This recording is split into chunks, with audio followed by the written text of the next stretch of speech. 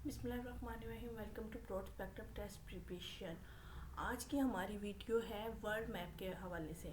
तो इसमें मैंने थोड़ा सा पैटर्न को चेंज किया है। हम क्या करेंगे कि पहले बेसिक फीचर्स हैं जो वर्ल्ड मैप को पढ़ने के लिए उनको डिस्कस करेंगे। फिर उनसे रिलेट पीपीएससी में जो भी क्वेश्चंस डिस्कस हुए हैं उनको डिस्कस करेंगे। तो जो पास्ट पेपर्स में जो भी पीपीएससी से रिलेट क्वेश्चंस आए हैं, तो आए वीडियो को स्टार्ट करते हैं। ओके, फर्स्ट हमें ये डिफ़ाइन करना ज़रूरी है कि हमारे पास फिज़िकल और पॉलिटिकल मैप में क्या डिफरेंस है, क्योंकि आम लोगों को नहीं पता होता। नॉर्मली मुझे भी नहीं पता था एंड काफ़ी पढ़ने के बाद मुझे पता चला। अच्छा जी, सबसे पहले है फिज़िकल मैप। फिज़िकल मैप क्या होता है कि आपके पास जो फिज़िकल मैप होता है वो आपकी बाउंड्रीज जो होती हैं, उसके अलावा जो फिज़िकल फीचर्स हैं मैप के ऊपर उनको शो करते हैं। आप लोग यहाँ पे देख सकते हैं कि जैसे यहाँ पे ग्रीनरी को शो किया हुआ है, ये वाली आपके पास ग्रीनरी है। इसी तरह ये लैंड एरिया को है, ये जो वाटर है उसको शो किया हुआ है। कि मतलब बाउंड्रीज इस तरह डिफाइंस नहीं होती है सच, लेकिन जैसे माउंटेन्स हैं या और भी जो चीज़ें हैं उनको सब चीज़ों को अच्छी तरह डिफाइन किया होता है कि कहाँ पे माउंटेन्स हैं, कहाँ पे हिली एरियाज़ हैं और कहाँ पे ग्राउंड एरिया है और कहाँ पे सहरा है। देखिए यहाँ पे जैसे है सहरा, ठीक है, सहारा डेजर्ट है। इसी तरह सारी चीज़ों को डिफाइन किया होता है कि कौन सी चीज़ कहाँ पे है, ठीक है, यहाँ पे।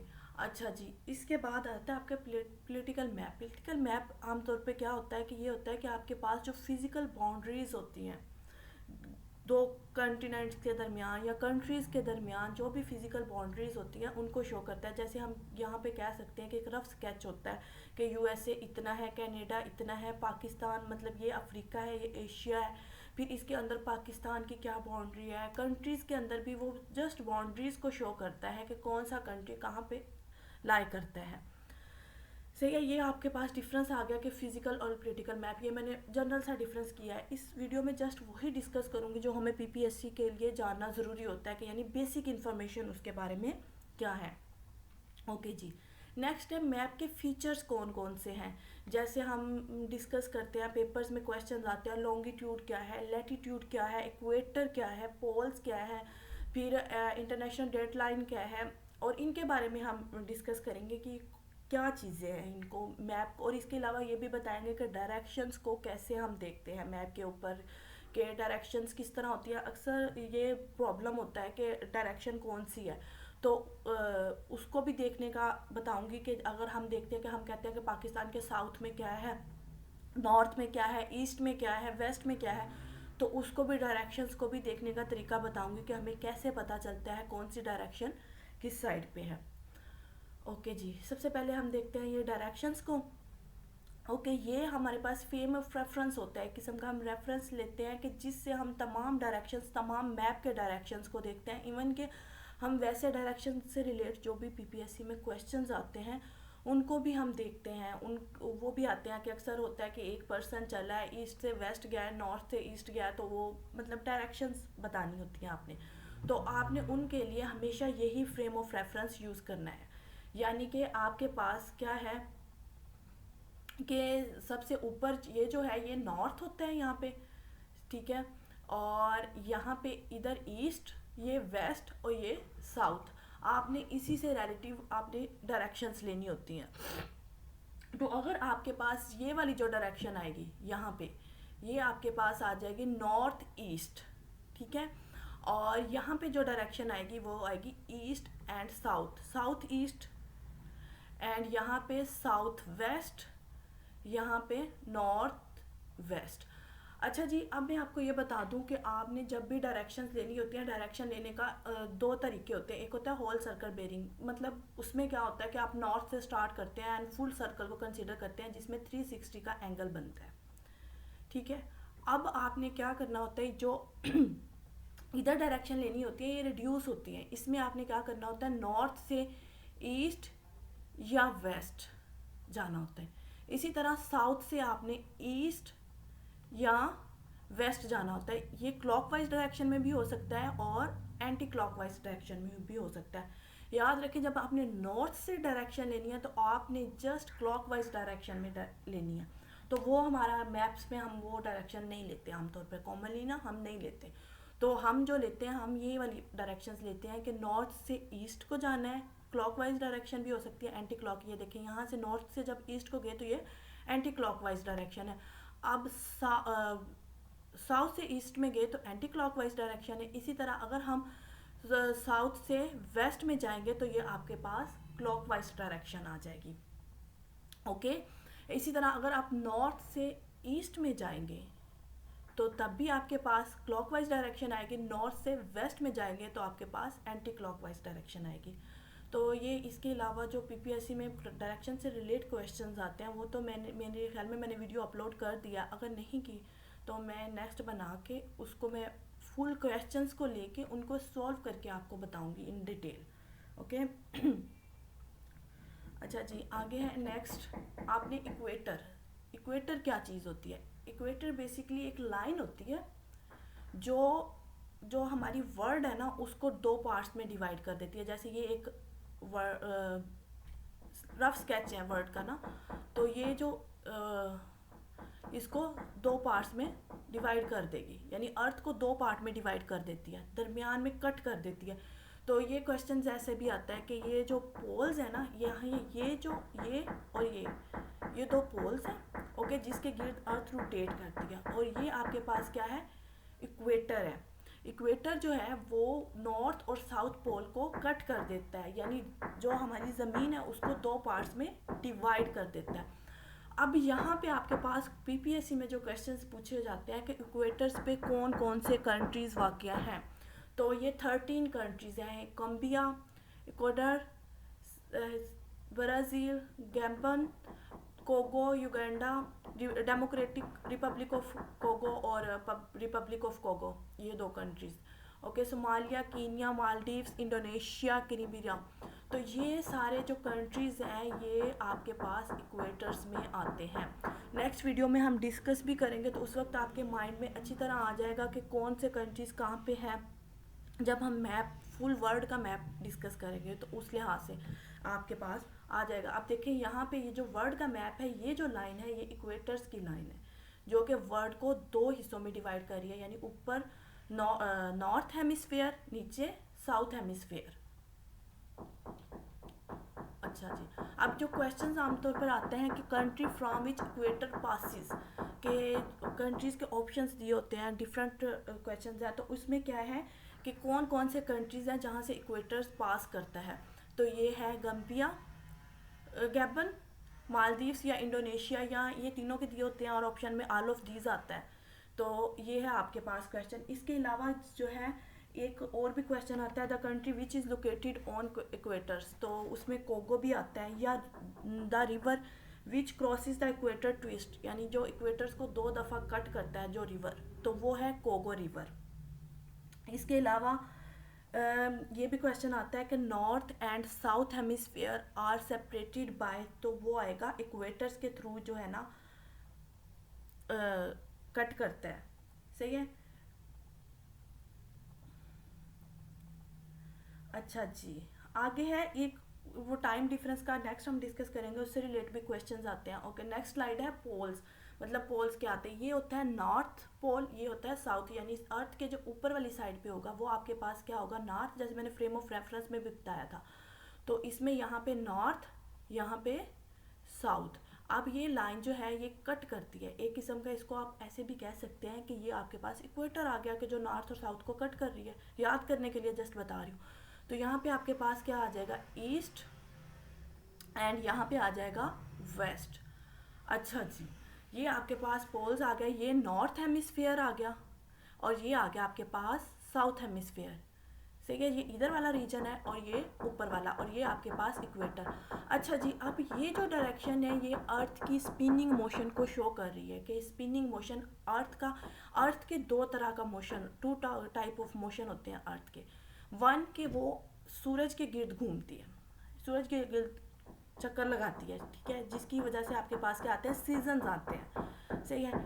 सेकंड इज द अब स्पिनिंग मोशन ऑफ अर्थ, यानी अपना जो एक्सिस है उसके गिर्द अर्थ जो है वो उसको उसके गिर्द मूव करती है। तो वो स्पिनिंग मोशन की वजह से आपके पास क्या आता है, डे एंड नाइट्स। ओके, हम देखते हैं कि इसमें कौन पीपीएससी में कौन कौन से क्वेश्चंस रिपीट होते हैं। आगे अर्थ रोटेट्स फ्रॉम, मतलब किस डायरेक्शन में अर्थ होती है, तो यहाँ से आपको डायरेक्शन पता चल जाएगी, वेस्ट से ईस्ट, यानी इधर से इधर की तरफ आ रही है। तो ये क्या आएगा, earth rotates from west to east. Okay, आगे आएगा जो पोल्स हैं यहाँ पे साउथ और नॉर्थ पोल है, उसमें डे और नाइट्स की ड्यूरेशंस क्या होती हैं, तो ये होती है 6 मंथ, यानी 6 मंथ यहाँ पे डे है तो यहाँ पे नाइट है, अगर यहाँ पे नाइट है तो यहाँ पे डे है। एक और इंटरेस्टिंग बात बताऊँ, जैसे पाकिस्तान है ना, मैं पाकिस्तान के लिहाज से बताऊँगी। पाकिस्तान लेट्स सपोज यहाँ पे आ रहा है, यहाँ पे ये है ना एशिया, यहाँ पे पाकिस्तान आ गया। अब जो ऑस्ट्रेलिया है ना, वो पाकिस्तान के बिल्कुल नीचे वाली साइड पे आएगा, ठीक है। यहाँ पे अगर पाकिस्तान में गर्मी है ना, तो ऑस्ट्रेलिया में फुल टाइम सर्दी होगी। आप देखो यहाँ पे सर्दी है ना, तो ऑस्ट्रेलिया में अब गर्मी होगी, तो ये उल्ट हो जाता है। अच्छा जी, आगे हम क्वेश्चन डिस्कस कर रहे थे, at pole how long is day, तो ये होता है, इसकी ड्यूरेशन होती है 6 मंथ ड्यूरेशन होती है। इसके बाद है पाकिस्तानी फर्स्ट जो लेडी है जो नॉर्थ और साउथ पोल पे पहुंची थी, तो उसका नाम है निम्रा सलीम, ठीक है। इसने रिकॉर्ड बनाया था कि पाकिस्तानी जो फर्स्ट लेडी है वो नॉर्थ और साउथ, उसके बाद कोई भी नहीं जा सका वहाँ पे ना, फर्स्ट लेडी। तो ये 2007 में नॉर्थ पोल पे गई थी, फिर 2008 में साउथ पोल में गई थी। इसके बाद आता है हमारे पास इंटरनेशनल डेडलाइन चले। अच्छा आगे आगे ये देखें, ये आपके पास नॉर्थ पोल है, ये साउथ पोल है, ये वेस्ट ईस्ट। अब ये देखें, ये जो डायरेक्शंस इन्होंने शो किए हैं ना, ये वाली जो डायरेक्शन है, तो ये आपको बताती है कि वेस्ट से ईस्ट की तरफ अर्थ रोटेट करती है। ये आपके पास इक्वेटर है, ये आपके पास नॉर्थ पोल है। अब आ जाती है बात लैंगिट्यूड और लैटिट्यूड की। अब लॉन्ग का मतलब होता है लंबी, लॉन्ग का मतलब होता है लंबी, तो इसलिए ये जो लंबी लाइन है ना, यानी ये जो नॉर्थ पोल को साउथ पोल से मिलाती हैं, ठीक है, इसको हम क्या कहेंगे, लॉन्गिट्यूड, लंबी से, ठीक है। आगे लैटिट्यूड, लेट यानी लेटी हुई जो चीज़ होती है, तो वहाँ से हम क्या कर लेंगे, लैटिट्यूड। तो ये जो आपके पास है, जो लाइंस आपके नॉर्थ पोल्स को काटती हैं, यानी इक्वेटर्स के पैरेलल होती हैं और नॉर्थ पोल्स को काटती है, उन्हें हम क्या कहते हैं, इक्वेटर्स लाइन यानी लैटिट्यूड, ठीक है। अब ये जो आपके पास है ना, ये यहाँ पे आप, यहाँ से आपके पास मेरिडियन स्टार्ट होता है, यानी टाइम ड्यूरेशन। तो इसका एक ये भी क्वेश्चन आता है पीपीएससी में, imaginary line of 0 degree longitude passing through the Greenwich is called, ये ग्रीनविच लाइन है, ठीक है। ये इमेजिनरी लाइन जो है इक्वेटर से, तो इसको कहते हैं मेरिडियन, जिसे हम कहते हैं टाइम मेरिडियन। तो यहाँ से ऐसे 5 इस तरह डिग्री का डिफरेंस होता जाता है। तो जो पाकिस्तान है ना, वो पाकिस्तान है +5 GMT, यानी इसका 5 घंटे आगे है जो आपके पास टाइम है। तो इधर को अगर जाएंगे तो वो माइनस में जाता जाएगा, -1 -2 -3। तो इधर को अगर हम जाएंगे तो ये +5 पे, पाकिस्तान जैसे +5 GMT पे टाइम डिफरेंस है। इसी तरह जो चाइना है उसका 3 और का डिफरेंस है हमसे, यानी वो 3 और हमसे आगे हैं, तो वो +8 पे पाया जाता है चाइना ना। तो इस तरह टाइम की होती है कि यहाँ से हम देखते हैं टाइम की। अच्छा जी, आगे है latitude of south pole is, south pole पे जो लैटिट्यूड होता है वो 90 डिग्री का होता है, और 90 डिग्री का आप देखें लैटिट्यूड यहाँ से स्टार्ट हुआ, जब यहाँ तक जाएगा ना, तो यहाँ पे ये कितने का एंगल बनाता है, 90 डिग्री साउथ पोल पे या नॉर्थ पोल पे। लैटिट्यूड जो होता है नॉर्थ पोल पे या साउथ पोल पे कितने का बना देगा, 90 डिग्री, क्योंकि यहाँ से लेकर यहाँ तक। और अब इक्वेटर है ना, इक्वेटर से स्टार्ट हुआ है, तो यहाँ पे 0 डिग्री का होगा इक्वेटर पे लैटिट्यूड, और नॉर्थ और साउथ पोल पे कितने का होगा, 90 डिग्री का होगा। आगे है 1 degree of longitude on equator is equal to 1 degree of longitude, यानी यहाँ से अगर हम इधर को जाएंगे तो इसका डिस्टेंस जो बनता है वो 112 किलोमीटर बनता है। यानी 1 डिग्री जो आपके पास 1 डिग्री होगा वो किसके बराबर होगा, 112 किलोमीटर के बराबर होगा। आगे उन्होंने कहा है कि time difference between 1 degree of longitude के में कितना टाइम डिफरेंस आता है कि 1 डिग्री में, तो वो कितना है, 4 मिनट का डिफरेंस, यानी 4 मिनट का, ठीक है। इसके बाद आ जाता है where day and nights are equal. हमने यहाँ पे कहा कि 6 मंथ के डे और नाइट्स होते हैं, डेज होते हैं। तो डेज और नाइट्स कहाँ पे इक्वल हो जाते हैं? इक्वेटर पे। अब इसके नेक्स्ट स्लाइड में हम डिस्कस करेंगे कि कहाँ कौन से कंट्रीज़ में हम कहते हैं कि इन्वायरमेंट ऐसा है वो उसके बारे में हम डिस्कस करेंगे। डे एंड नाइट्स जहाँ पे इक्वल होती है, जो इक्वेटर्स होता है वहाँ पे days and nights are equal हमेशा ही रहते हैं अराउंड द ईयर्स, कि यानी ईयर के लिहाज से उसमें चेंजिंग नहीं आती। जैसे जैसे हम इधर को जाएंगे और इधर को जाएंगे तो डे एंड नाइट्स चेंज होते जाएंगे। ओके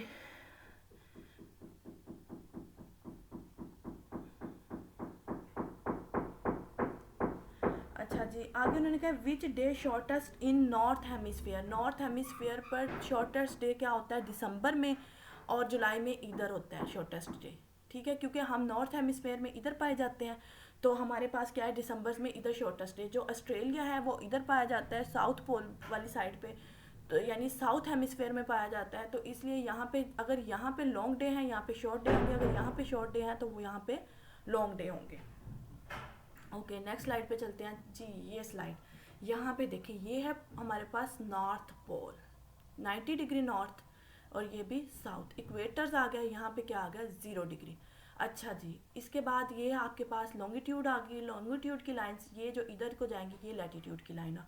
अब ये इक्वेटर है, इक्वेटर से जब ऊपर जाएंगे 23 डिग्री यानी नॉर्थ की तरफ जाएंगे तो आपके पास ट्रॉपिक ऑफ कैंसर आएगा और इधर भी ट्रॉपिक ऑफ कैप्रिकॉन आएगा। अब ये जो ट्रॉपिक ऑफ कैंसर और ट्रॉपिक ऑफ कैप्रिकॉन, इन दोनों के दरमियान जो है ना, यहाँ पे जो मौसम होता है, ना ही एक्सट्रीम गर्मी होती है और ना ही एक्सट्रीम सर्दी होती है। यहाँ पे जैसे हम कहते हैं मलेशिया है, इंडोनेशिया है, कोको है, तो यानी इक्वेटर्स के पास पास जो कंट्रीज़ हैं, मालदीव्स हैं, तो ये जो कंट्रीज़ हैं यहाँ पे ना तो बहुत ज़्यादा एक्सट्रीम लेवल की गर्मी होती है, ना ही सर्दी होती है, जिसे हम कह सकते हैं बाहर का मौसम होता है।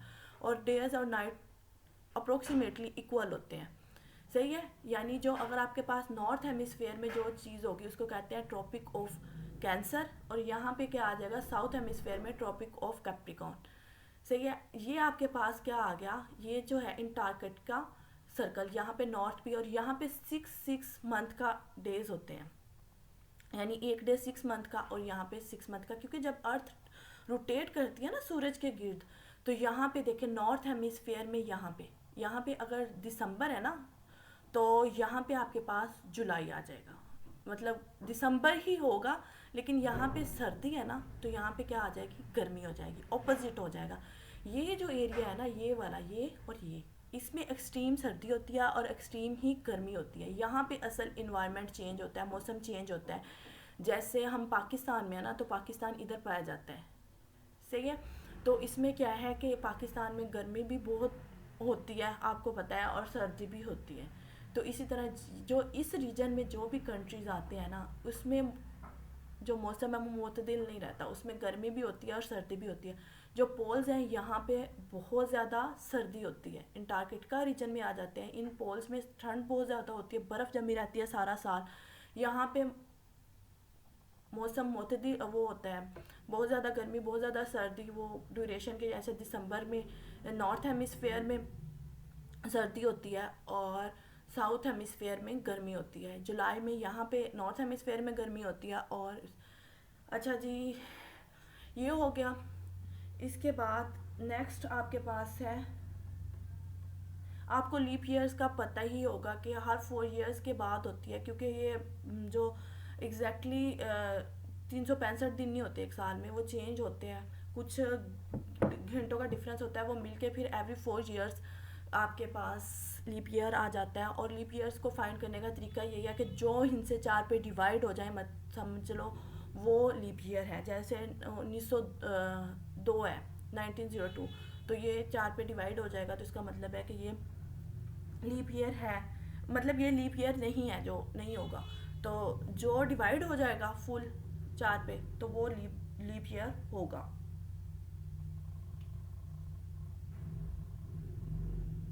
अच्छा, एक ये भी क्वेश्चन आता है, day and night throughout the year at, मतलब उन्होंने कहा है कि इक्वेटर्स पे जो कंट्रीज हैं तो वहाँ पे है, तो यहाँ पे नाइबोरी जो है ना, वो कंट्रीज है जो जहाँ पे डे एंड नाइट्स इक्वल होंगे। अब है shorter day in Australia, shortest day, तो वो होगा 21 जून इन ऑस्ट्रेलिया में, मतलब 21 जून में शॉर्टेस्ट डे होगा ऑस्ट्रेलिया में। और जो पाकिस्तान है, यानी जो इधर कंट्रीज आते हैं उनमें वो लॉन्गेस्ट डे होगा। अब 22 दिसंबर इधर शॉर्टेस्ट डे होगा और इधर लॉन्गेस्ट डे होगा, यानी उल्ट हो जाएगा। अच्छा जी, आगे हमने ये देख लिया कि ये जो अर्थ है इसकी डायरेक्टली लोकेशन जो है ना वो टिल्ट होती है, बिल्कुल इस तरह स्ट्रेट नहीं होती, ये टिल्टिंग होती है, जैसे ये एक्सिस ऑफ रोटेशन। अब क्या है कि अर्थ इसी पे करती है। आप देखो सन रेज, ये डेज एंड नाइट्स का बताया हुआ है कि सन रेज पड़ती हैं, अब इधर डे आ गया, इस साइड पे नाइट आ गया। अब जैसे कि अपने एक्सिस के गिर्द घूम के जब ऐसे आएगी तो क्या होगा, इधर इस साइड पे डे आ जाएगा और इधर नाइट आ जाएगी, यानी ये एक्सिस के गिर्द घूमती है। तो अच्छा जी, अब पीपीएससी में जो क्वेश्चंस आते हैं, वैसे भी मैंने जब मैं बोल रही थी तो उसके दौरान भी मैंने काफ़ी क्वेश्चंस डिस्कस कर लिए थे साथ साथ, और कुछ मैंने ये स्लाइड पे राइट भी किए हैं। तो उन्होंने कहा है डेज एंड नाइट्स फॉर्म्ड। तो मैंने अब पहले बताया कि due to the rotation of earth around its axis, यानी अपने एक्सिस के गिर्द जब अर्थ घूमती है तो तब आपके पास क्या बनता है, डे एंड नाइट्स। सही है। आगे है season form. Season form due to the movement of earth around the sun. ये क्वेश्चंस बहुत आते हैं बीपीएससी में, ये तो मोस्ट रिपीटेड क्वेश्चंस हैं। अच्छा, in winters distance between sun and earth, normally यही कहेंगे कि डिक्रीज हो जाता है, इसलिए सर्दियाँ आ जाती हैं। तो आपके पास क्या है कि विंटर्स में जो है ना डिस्टेंस है अर्थ और सन के दरमियान, तो ये डिस्टेंस डिक्रीज हो जाता है, इंक्रीज नहीं होता। सही है कि ज़मीन जो है वो सूरज के बिल्कुल नज़दीक आ जाती है सर्दियों में, और गर्मियों में दूर चली जाती है। अच्छा, हॉरिजेंटल लाइंस, जो हॉरिजेंटल लाइंस जो पहले भी मैं डिस्कस कर चुकी हूँ, ये जो ऐसे लाइन होगी इक्वेटर्स के हॉरिजेंटल होंगी, उनको क्या कहेंगे, लैटिट्यूड। और वर्टिकल लाइन जो होती हैं उनको क्या कहेंगे, लॉन्गिट्यूड। तो ये थी आज की वीडियो, हमने डिस्कस कर लिया। होप सो कि आपको जो बेसिक्स हैं मैप के बारे में वो समझ आ गई होगी। अब नेक्स्ट वीडियो में इंशाल्लाह हम क्या करेंगे कि जो एशिया का मैप है उसको डिस्कस करेंगे विद पास्ट रिपीटेड क्वेश्चंस उनके साथ। तो इससे क्या होता है कि आपकी पीपीएससी की प्रिपरेशन भी हो जाती है और जनरल भी हो जाता है। और एक और चीज़ होती है कि बाज़ दफ़ा इंसान किसी चीज़ को याद कर रहा होता है तो वो वैसे याद नहीं होती, अगर उसको इंसान देखे, उसके बारे में पढ़े, तो वो चीज़ माइंड के ऊपर बिल्कुल फिट आ जाती है कि दोबारा भूलती नहीं है। तो इसी तरह अब हम नेक्स्ट वीडियो में कॉन्टिनेंट्स के बारे में, ओशंस के बारे में, और जो पीपीएससी में रिपीटेड क्वेश्चंस हैं तो उनके बारे में हम डिस्कस करेंगे कि